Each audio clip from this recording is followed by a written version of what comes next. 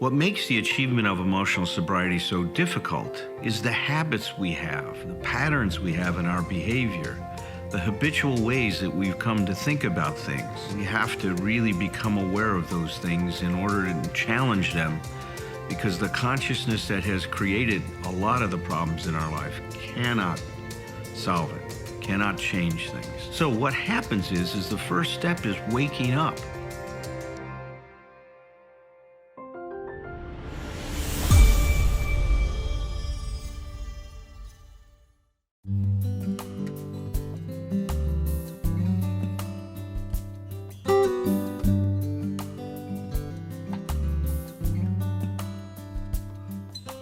So now this is our affirmative action to realizing a path, or to discovering a path that's going to help us develop a new way of life. And that's where the hope is found, right? In finding new solutions to being in this world. And so now in step 3, it creates the charge. I've made this commitment. We've talked about that, the importance of that commitment, of making that decision. And now that creates a charge in self. I have a commitment. What do I do with it? And this is I think just the brilliance of the way that Bill structured these steps, is that the next step says, okay, well, you're going to sit down and you're going to make a searching and fearless moral inventory of yourself. Well, what does that mean? Are we going to sit down and look at, are we a good person or a bad person? Is that really what this is about? Now, I don't know about you, but in my journey in the program, I've discovered some of the things that I thought were good were actually bad. And some of the things I thought were bad were actually good. So it's kind of a little bit like being in Alice in Wonderland. It's like everything got turned upside down. So I don't think that the inventory is talking about an absolute goodness and badness. It's talking more, and I think we really get a sense of what Bill means by that when we look at what he says in the beginning of this chapter. And I'm going to read that in a minute. But before I do, I want to tie this step into self-esteem. Because Dr. Brandon says one of the pillars of self-esteem is living life consciously.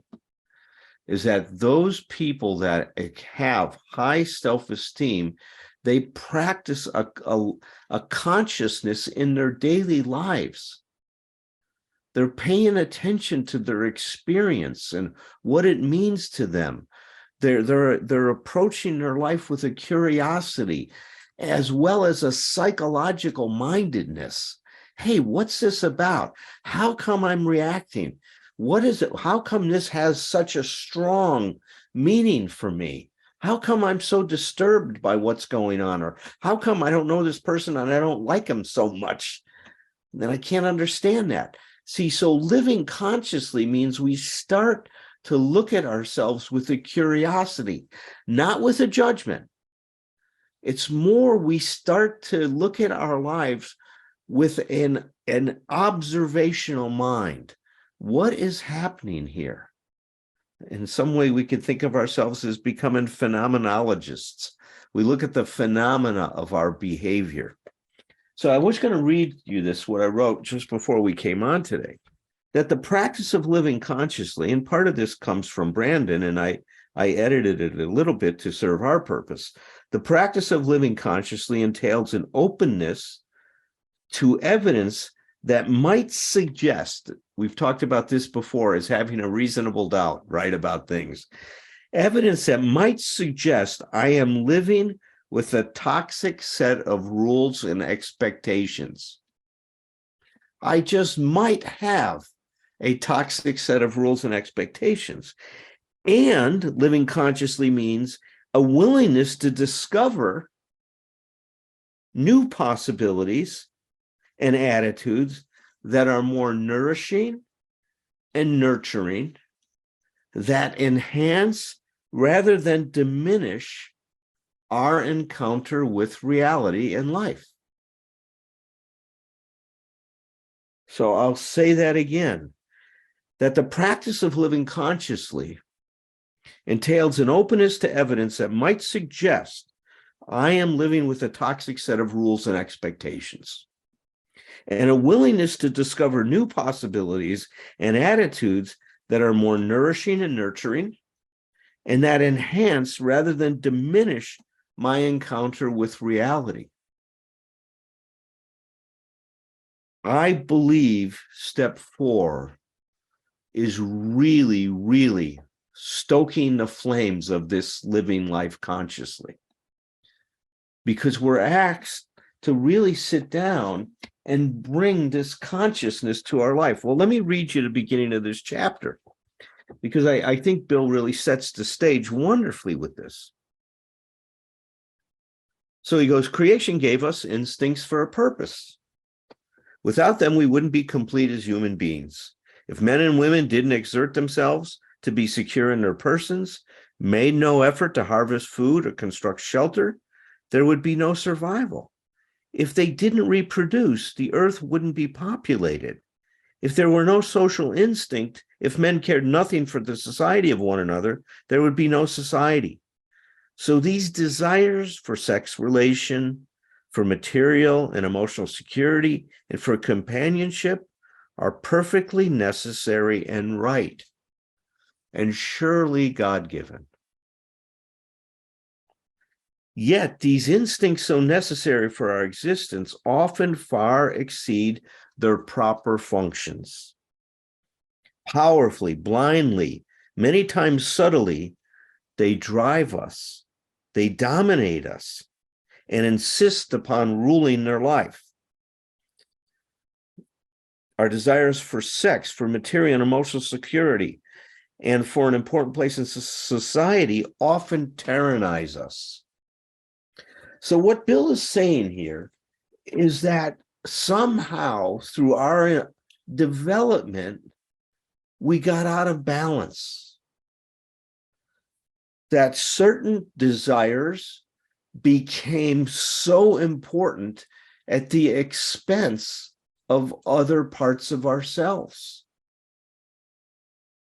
It's very interesting to me that Bill emphasizes very strongly in his definition of emotional sobriety that there's an emotional maturity and what he calls a balance in our life.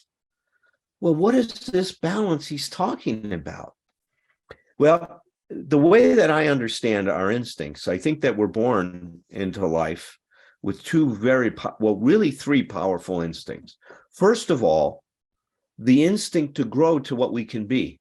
I've talked to you about that. Each of us is wired to self-actualize our potential to become what we can be. It's like that you see that force is in life, in all kinds of life. An acorn is programmed to become an oak tree. You don't have to tell the acorn how to do that. If it's got the right conditions in its life, it will grow into what it can be. Well, we have that same force in us, that organismic wisdom, whatever you want to call it, that God-given force to move us in that, whatever it is, I don't know. I think of that as the force in my life. That's how my higher power is based in, is that, and is seeing that force that's incredible, and I see in all kinds of life. So that's one strong instinct to grow us into what we can be. The other two instincts that we have is the instinct to join, to connect, to be a part of, to cooperate with others, to please, to connect.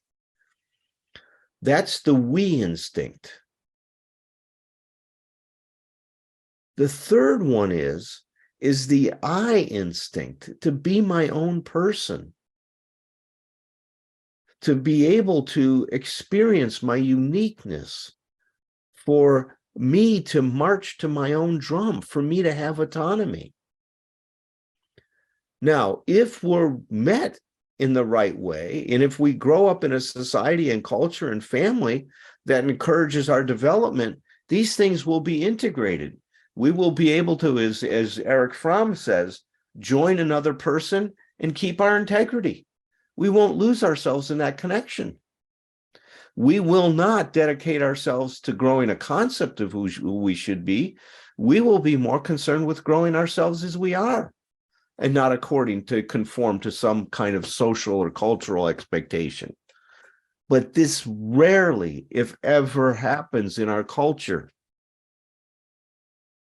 We do not have a culture that advocates our development along these lines. We are pressured left and right to give ourselves up. As Don Miguel Ruiz says in his book, The Four Agreements, we are domesticated.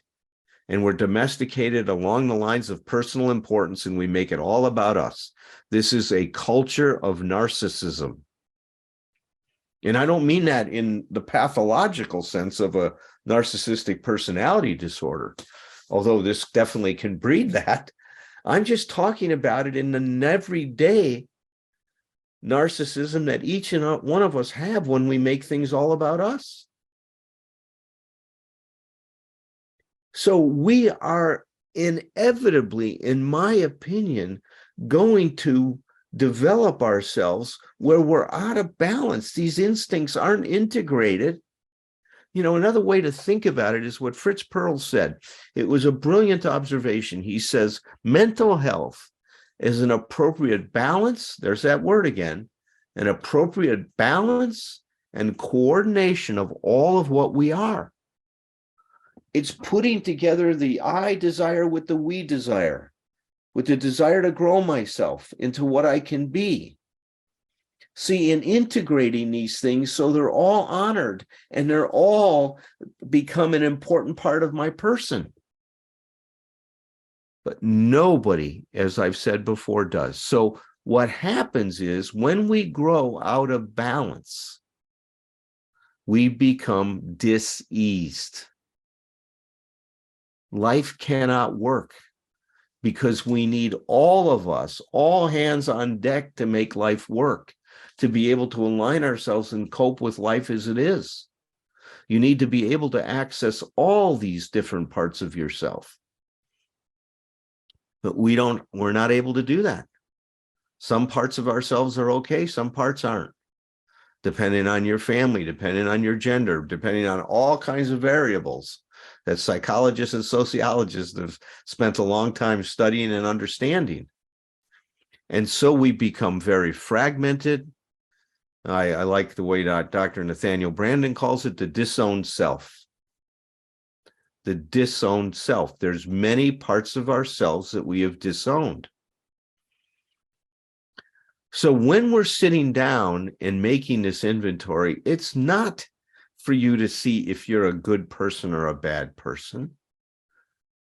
It's to see how out of balance your life has been and what's happened as a result of being out of balance, of making some of things, one thing more important than the other, making the we more important than the I. What price did you pay for that? Or when you make I more important than the we, or when you quit paying attention to your own integrity and you quit developing yourself as you are. What price have you paid for that? Well, I would suggest we've paid deeply and dearly whenever we've compromised ourselves in any of these ways. That's what this step is going to open the door to get us to start to look at. We are going to become aware of who we are and who we aren't, is the way I like to say it. And only the best of you is going to be able to see this. As we're going to get into this, there's a reason why he said fearlessly, because we need to take this task on and be fearless in our approach, because there are many forces within us that are going to resist the hell out of us being honest about ourselves with this, especially when the things we see don't fit with the image of who we think we should be. That's for our next discussion in a couple weeks. But with that being said, let me open the room and ask Roger and Herb to join me tonight and to make some comments about our about the fourth step in our beginning discussion of this and self-esteem and emotional sobriety. Good evening, Herb. Hello, Roger. You want to take the lead? Happy to speak whenever I'm asked. I'm asking. I'm Herb. I'm an alcoholic, and Dr. Berger. Some people might think that we've rehearsed this and that we've programmed what I'm about to say, because I just spent the last hour talking to a group about step 11, the core 11th principle of emotional sobriety, and the one word that I started with and ended with, and it was populating the entire was consciousness. And I see that as the bullseye of emotional sobriety. And you gave it a wonderful definition. I'm going to add a little bit to it. You said paying attention to our own awareness. Paying attention to our own awareness. There's a self-reflection piece of that, paying attention, not just paying attention outside of us, which is important, but paying attention to our awareness inside, outside of us. And step 4 is best done, and Bill did it this way, by asking questions. Asking us to ask ourselves questions, but not about necessarily, he didn't start this way, about our thoughts and our feelings. Nope. He asks us about our behavior, because that's objective. I mean, we can still misrepresent our behavior. That's a story for a different day. But we look at our behavior to determine our feelings. And then we look at our feelings to determine our beliefs, our motives, our principles or lack of principles. It was one other thing I saw here. I have it on. Our filter, our values. What was that, Alan? our filters, right? Our filters are the lenses through which we're looking. Absolutely, our values, and you put it wonderfully, as evidence of the toxic pieces in us that are creating the suffering outside of us, in the sense of our behavior and our relationships with the world and with other people.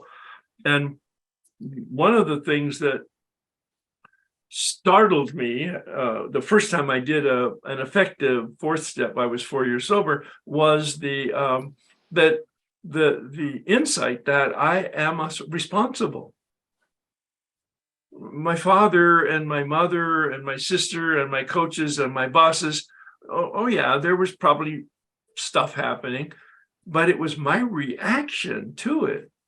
And I was 48 years old at the time, and I was embarrassed to see that they're not responsible. Anything outside of me is not responsible. I'm responsible. But it was working from the outside behavior to the inside feelings, to the inside thoughts, to the inside beliefs, to the inside motives, and eventually to the impact on other people. That's what I got in my fifth step, was the impact. I mean, I was overwhelmed with the realization of the negative, harmful impact I had on other people, which had never crossed my mind. That we'll pick that up later. And those instincts that I, over time now looking back, I didn't have all of this at the same time, but now I see that these are just instincts, as you said, or at some other time have said, fight, flight, and freeze, anger, fear, and shame, or dishonesty. And these are the things that were initially, as instincts, designed in us to protect us, to keep us safe, and then at the next level to keep us satisfied, and then at the next level to keep us socially connected in community, because that's how we stay safe in community. I mean, it's still true, but not as true as when you needed to have help finding potatoes to eat. And so the balance is the key word that you use. If I were going to use two words to connect to emotional sobriety, one would be consciousness and the other is the balance. the balance. And I was reminded of Melody Beattie's antidote to codependency is independent and interdependent, and the balance of that. I need to be a solid person in order to have a relationship with a healthy relationship, an authentic relationship with another solid person. So the fourth step began that journey for me to even know what a decent human being looked like, and then also to want to be that.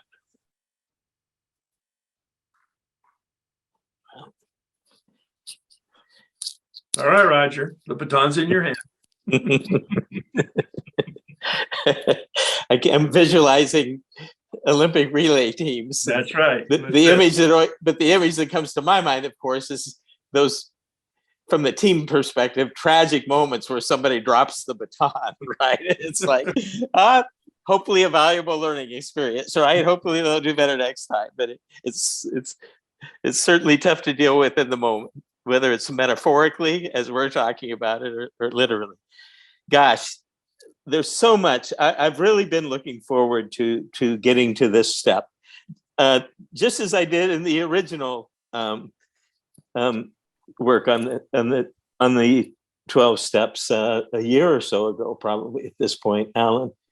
There's so much here to that's stimulating and to try to understand and make use of. Like Herb, what you just said about, Bill, he writes about behavior. He writes about, let me see if I've got almost everything underlined in this chapter. And when I do that, I know it's really, he's asking very practical questions when one of these instincts is out of kilter, as he talks about it, and they are very much so, which I hadn't really keyed in on. They really are questions regarding behavior. Let me see. He talks about his sexual behavior and what damage has he done? What damage have other, people in recovery done? What damage do we do in our lives if we're not in recovery? In terms of damage to family, damage to kids. That's one area is sexuality.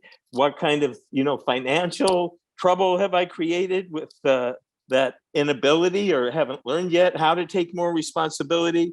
So the way you put it is, in what instances did my selfish pursuit of sex relations damage other people and me? What people were hurt and how badly? Did I spoil my marriage and injure my children? Did I jeopardize my standing in the community? Just how did I react to these situations at the time? Did I burn with guilt that nothing could extinguish? Also of importance to most alcoholics are the questions they must ask about their behavior respecting financial and emotional security.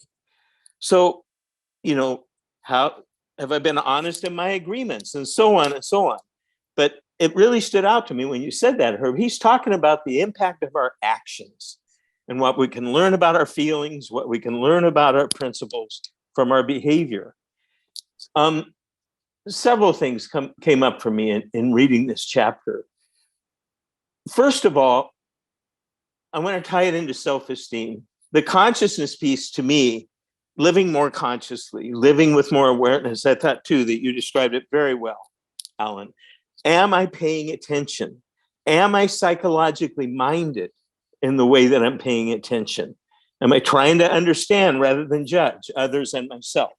Am I trying to help myself grow or just condemn myself? And as you pointed out a lot, answering how questions can be so much more important than why. Questions have interest and they can have some value.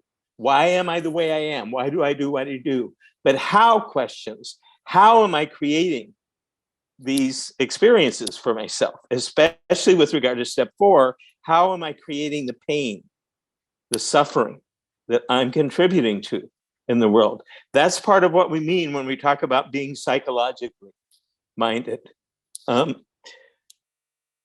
For me, as I read this, almost every other area that Brannon writes about with regard to his 6 pillars. And then if we add the 7th pillar of willingness, and then we add the couple of additional ones that I and we have talked about, humility and much more of a relational focus in our self-esteem rather than the kind of extremely, from my point of view, and in some ways necessarily so in terms of differentiation, right? But still a pretty extremely individualistic orientation of Nathaniel Branden, for instance. Every one of these pillars is the practice of it is stimulated to grow in this step particularly to me. The only one not so much, because we're not taking action yet, this is the inventory piece, is self-assertiveness. But even that is an act of assertion. Writing all this stuff down and examining ourselves as honestly as we can, that's a powerful act of assertion, but it's not yet at the interpersonal level, right? But every one of them, think about it. Living more consciously takes a lot of consciousness to start to become aware of these things. As you said, Alan, Bill talks about 2 styles. One is the grandiose style of these instincts getting out of control, and the other is much more the withdrawal or depressive style, right? That's more filled with guilt and self-loathing. And he talks about 2 different approaches in very general terms. And again, he owns that these are extremes, right? These are abstractions. Most of us are blendings of these 2 styles. And again, to clarify them, one is the more very self-centered. He uses the word self-righteous and grandiose. The other is more depressive. But they take different approaches, because if I'm very depressed and I'm trying to be really honest with myself about my limitations and my character defaults, or defects, to use his terminology, that can be very hard on me, right? If my self-esteem is already totally in the pits and I'm deeply depressed, some balance, to use your term, Herb, is needed in looking at, okay, in some ways, I need to help this person support themselves and encourage themselves more if it's the more depressive kind of style. In other ways, I need to help them challenge themselves. Much more so with the person who is more, not in the diagnostic sense, but in the common use sense that you just used it in, who's more self-focused, more narcissistic. There, much more challenging is needed. But I can't emphasize enough, especially from my point of view, with the narcissistic style, but also very much with the more depressive or even highly emotionally dependent style. Our ability to deceive ourselves, our inability to see clearly our own limitations and defects, from my point of view, in terms of my experience with my life, cannot possibly be overstated, right? Just if I have any confidence at all that I'm seeing most everything that goes on with me with regard to my self-centeredness and self-focus, I'm making this number up. But I think a really good assumption to start from, if I've been looking at this issue for years in my life, is maybe I got 10% of it. Okay, and I mean that. I think our capacity for self-delusion with regard to insight into our own self-centeredness is hard to describe. Or as you put it, Alan, the part of us that will oppose and push back. And so another thought I wanted to share is what I try to notice, whether it's something I'm trying to look at myself or it's feedback I'm getting from other people. When I first think that thought, God, am I being this way or that way? You know, too self-centered, or am I out of balance, is how I really more think about it, between I, we, and that whole self-actualizing part, those 3 parts that you mentioned out. How, if I'm out of balance, not only how can I try to restore balance, but if I'm trying to see these things and I immediately feel a defensive reaction, or if somebody else points something out to me and I immediately feel a defensive reaction. Or I feel a desire to immediately become aggressive, which is another kind of defense expression of a defensive reaction. And I want to put my focus, especially if it's coming from another person, on them rather than me. I know right away there's an issue here for me. I know right away there's something I don't want to look at. And it's a signal to me, if I'm willing to pay attention to it, I need to look in the mirror right now. And still, at age 73, how often my first impulse is not to do that. I want to find fault with the other person. And Bill talks about this very explicitly in the chapter. You know, other people need to look at themselves. I don't need to look at me. And that's just one example of just our ego, or is he, how did he call it? He talks about the importance of humility in this.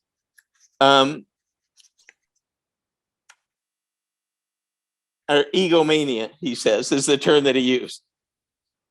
Our need to see ourselves in positive terms is so deep and so strong. Its capacity to distort our perceptions of ourselves can't be overstated.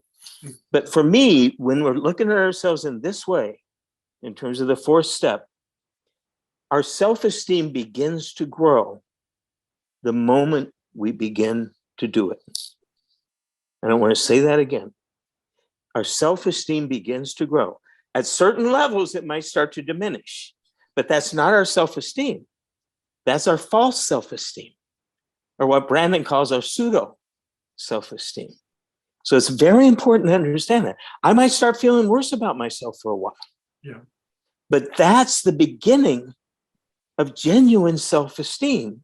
And more importantly, because of the courage and willingness, that word's used several times in this chapter as well, it's the beginning of self-respect. Mm. And then again, that's black and white terms. I'm sure I already have some areas where I have some self-respect, but it's the growth of self-respect. So to me, every other thing, self-responsibility, there's a huge amount of that, principle and that practice, that pillar in this step. A sense of purpose, hugely relevant to this step. The practice of integrity, what could be more relevant to the practice of integrity than starting to take a moral inventory in myself? So self-acceptance, I left that one out. It's incredibly relevant to this step, because I'm not going to see things that I don't have some willingness to look at, some ability to accept. So I'm excited, obviously, particularly about this step, and eager to see what will unfold in the coming weeks about it. But I've gone on too long, so let's turn it back. Thanks. Well, there is no too long, because there isn't a time, Roger. Well, I want to hear what other people have to say, though. I really do. Yeah. Yeah. It's interesting Oh, from my Roger, go ahead. I'm sorry. From my standpoint, when I do my workshops, it's a pre-selected group. It's a special group of people who know it's going to take 50 weeks to go through this process that I'm going to expose to them, almost a year.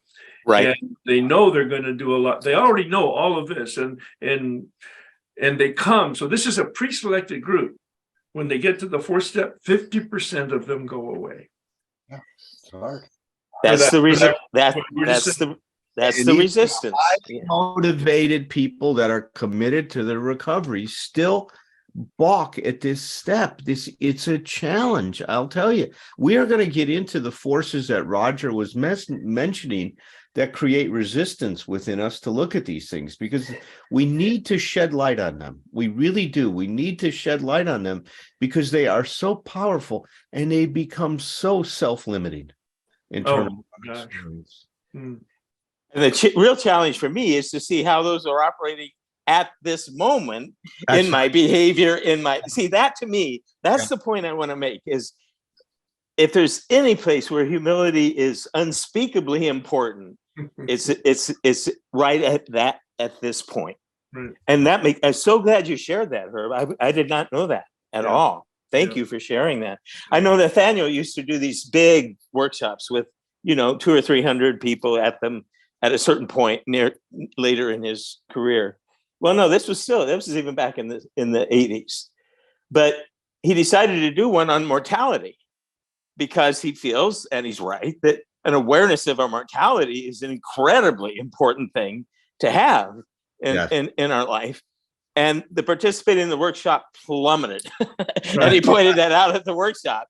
The same thing. We don't want to look at the stuff that frightens us. We don't want to look at the stuff that's going to hurt our ego with a capital E. Right. Yeah. And yet it's so important, but it's hard. Yep. It's hard, you guys. All right. So, Alan, you were going to say something earlier too? No. Okay. I just, I'm too very excited about this step, and it's of critical importance because now Bill called it. It's our first tangible evidence of that commitment. The commitment was our first affirmative action. Yes. This becomes the first tangible evidence that you've made the commitment. And so what we say is, if you wonder about your commitment, look at your feet, see what they're doing. Are you heading into this thing and facing the resistance and struggling with it and identifying it? I mean, we're going to be raising a lot of important questions and also hopefully shedding some light on some of the answers. Yeah, if you work in step 3 if your pen is on paper for step 4. Yeah. That's it. Tangible evidence. I hear a lot of people criticize the 12 steps, that they're old-fashioned. I can understand that criticism. They were written back in 1935. Some people that are agnostic have difficulty with the word God used in the steps. For me, I look at the process that's involved, the forces that the 12 steps generate are so powerful that I think they're ageless. There's this interesting phenomena that happens when you work the steps. They create a charge and then a discharge. The first step, we're powerless. Our life has become unmanageable. It creates this charge. We're in big trouble and we don't know what to do. And then step 2 comes along and it says we have hope. That charge, that existential crisis that we have is resolved. What's happening here is parallel to life. We charge ourselves when we breathe in. When we exhale, we discharge. That's the rhythm of life. And the way I love to think about the 12 steps, it's helping us get connected to the rhythm of life so we can learn how to show up in a good way.